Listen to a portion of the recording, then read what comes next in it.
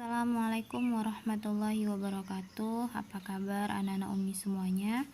Semoga kita semua dalam keadaan sehat dan juga pastinya masih tetap semangat untuk mengikuti kegiatan pembelajaran daring. Baik, hari ini kita akan belajar matematika, melanjutkan materi sebelumnya yaitu tentang penyajian data dalam bentuk diagram. Nah, penyajian data dalam bentuk diagram terdiri dari 3 jenis. Yang pertama, diagram gambar, yang kedua, diagram batang, dan yang ketiga adalah diagram garis. Nah, yang pertama yaitu diagram batang. Diagram batang adalah penyajian data dalam bentuk gambar yang mewakili nilai-nilai tertentu. Nah, gambar yang digunakan biasanya gambar yang relevan atau sesuai dengan data yang ada. Misalnya, kalau untuk data penduduk itu biasanya diwakilkan dengan gambar manusia. Kalau dia kendaraan diwakilkan dengan gambar mobil atau sepeda motor. Kalau hewan dengan gambar hewan, kalau buah-buahan dengan gambar buah-buahan.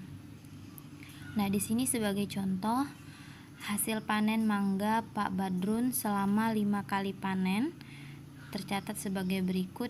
Panen pertama 50 mangga, panen kedua 60 mangga, panen ketiga 65 mangga, panen keempat 40 mangga, dan panen kelima 35 mangga.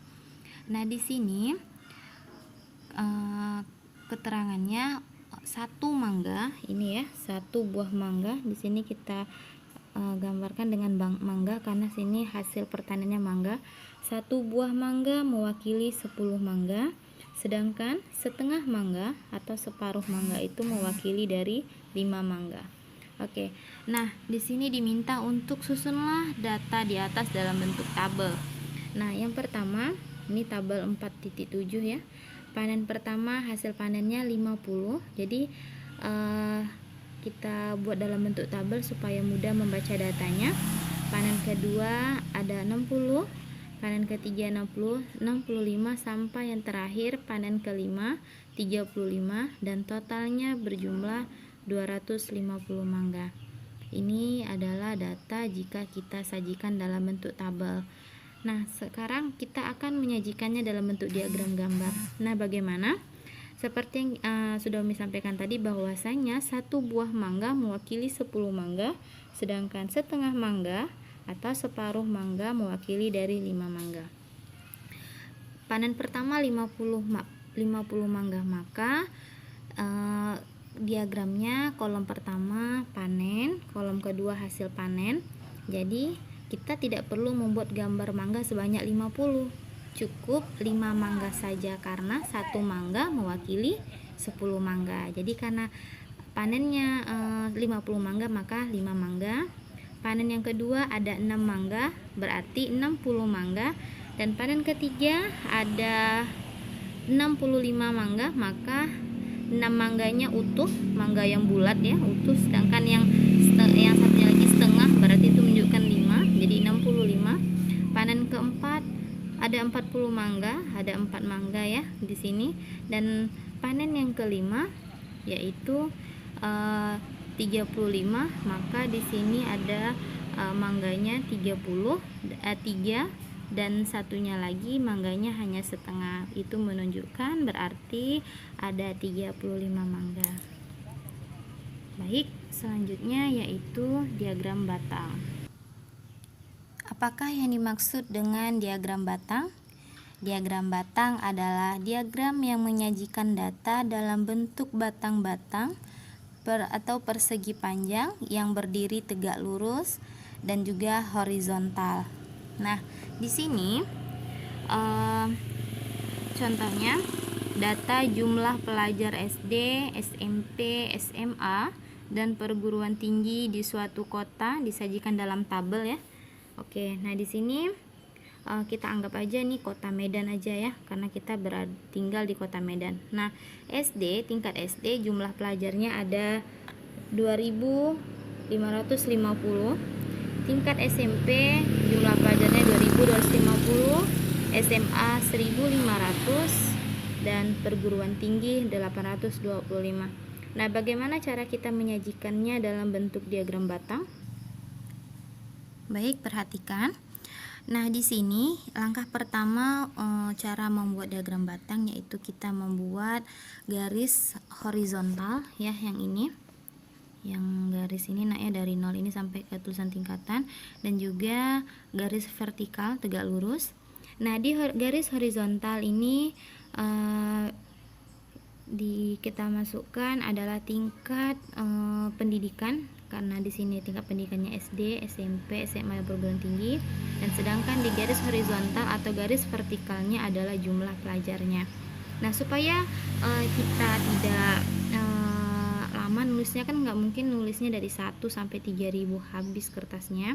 Jadi di sini kita buat 500, 1000, 1500 gitu ya. Jadi setiap garis ini selisihnya ada 500 ya. 500 tambah 500 1000, 1000 tambah 500 1500, begitu juga seterusnya sampai 3000. Oke. Kenapa sampai 3000? Kita lihat jumlah pelajar tertinggi adalah 2500, maka kita buat di sini jumlah pelajarnya adalah 3000. Baik, langkah selanjutnya kita tinggal menyesuaikan tingkat SD jumlah pelajarnya 2550. Maka dari 2500 ini kan SD-nya 2550, 50-nya bagaimana? Kita pakai taksiran saja ya. Jadi karena ini 2500 ke 3000 tadi selisihnya 500 ya. Nah, ini kan 2550 kita taksir aja, taksiran terdekatnya saja. Selanjutnya yang SMP-nya 2250, berarti kalau dia 250 berarti setengahnya, maka diletakkan di sini ya, setengah dari sini.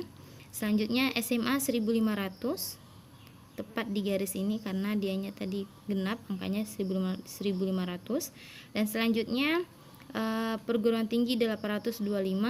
Kalau dia 725, dia di tengah sini, pas di tengah, tapi karena 825 dia agak sedikit ke atas sedikit lagi ya. Jadi pakai taksiran saja. Baik, selanjutnya yaitu diagram baris.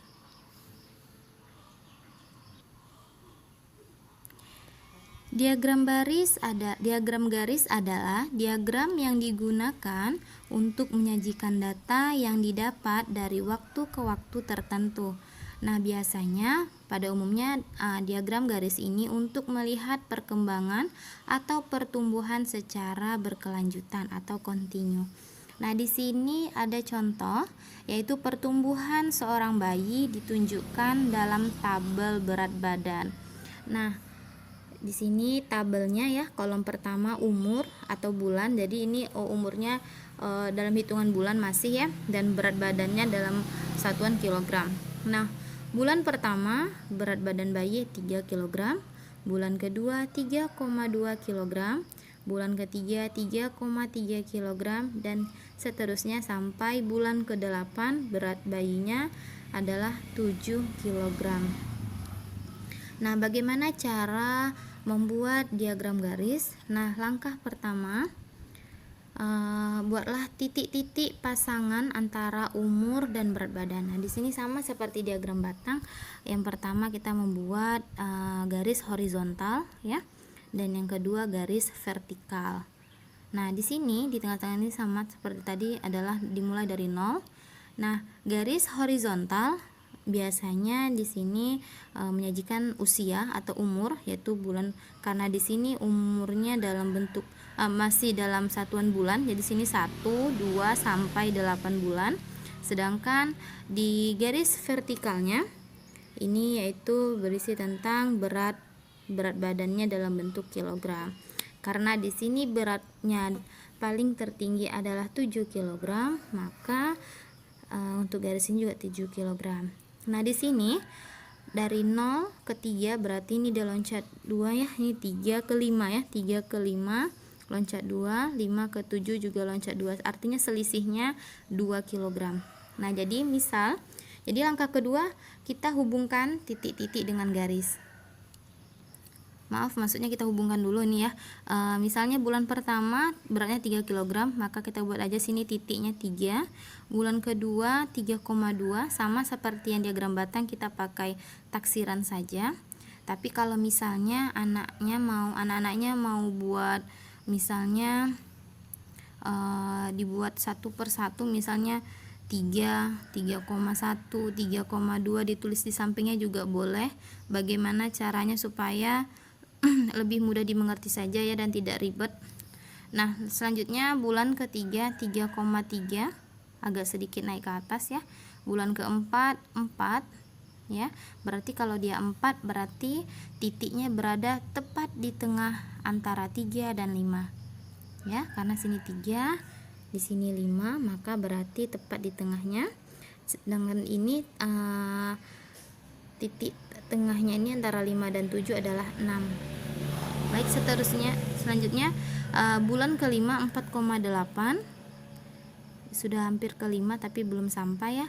Sedangkan bulan ke-6 5, ini tepat di garisnya. Bulan ke-6 beratnya 5 kg nih tadi ya, maksudnya. Bulan ke-7 6 kg, berarti di tengah antara 5 dan 7 posisi titiknya. Dan berat bulan ke-8 yaitu beratnya 7 kg. Nah, bagaimana perkembangan berat badan bayi dari diagram garis ini? Nah, dapat kita simpulkan bahwasanya berat badan bayi dari diagram garis terlihat bahwasanya semakin bertambah umur bayi, maka berat badannya juga semakin bertambah. Nah, jadi setelah tadi sudah dibuat titik-titik, kita tinggal buatkan garisnya seperti ini ya.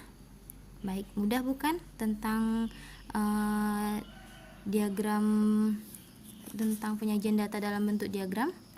Baik, demikian materi kita. Jangan lupa murojaahnya di rumah dan juga tetap jaga kesehatan. Assalamualaikum warahmatullahi wabarakatuh.